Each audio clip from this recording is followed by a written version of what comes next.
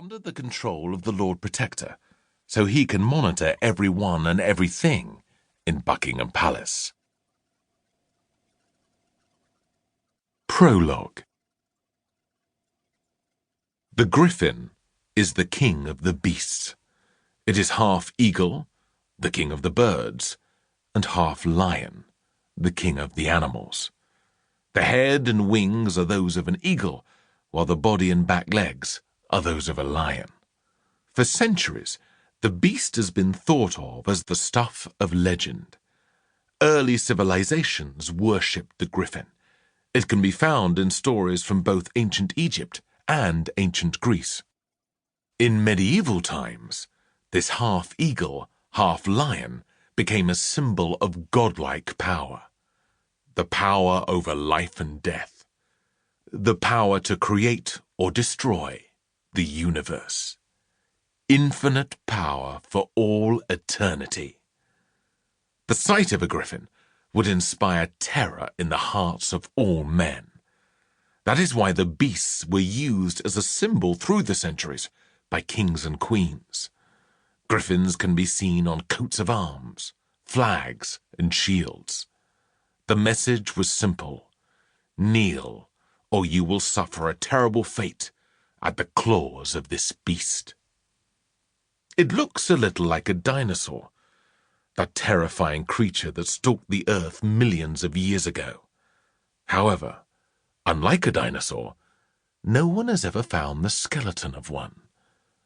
But that doesn't mean that a griffin never lived, or one day might not live again.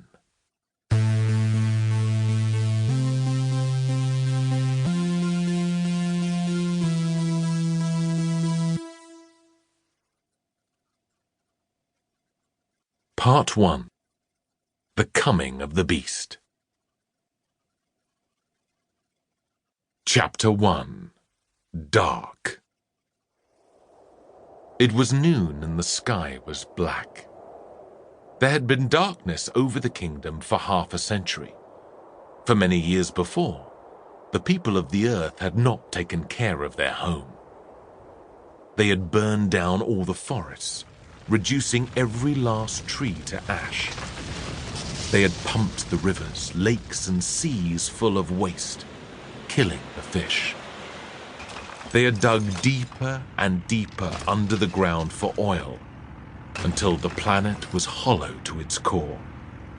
Eventually, the Earth took its revenge. The ice caps of the Arctic and the Antarctic melted. The floods were so mighty that whole countries became submerged underwater.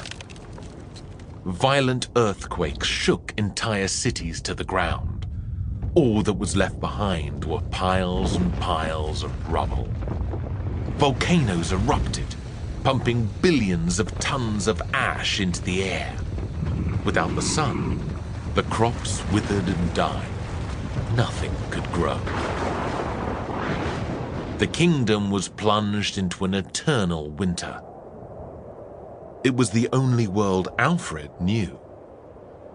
He was already 12 years old, but had never ever seen sunlight. Often, he dreamed how it must have been to feel the sun on your face, or run through a field of tall grass, or swim in a sunlit sea. But it was just that, a dream. The boy had seen pictures of the sun in books and marveled at it, a perfect circle of gold. Now the moon and stars had become invisible too. Alfred would spend hours and hours imagining how the night sky must have looked, with 1,000 little lights twinkling through the blackness. He was one of those children who liked nothing more than being alone with his imagination. In truth, he had little choice, having been sickly his whole life. Soon after he was born, he became ill. As a baby, Alfred had not been expected to survive, but survive he did. Just. The child was as pale as snow and as thin as dust. He wore thick glasses to aid his poor eyesight.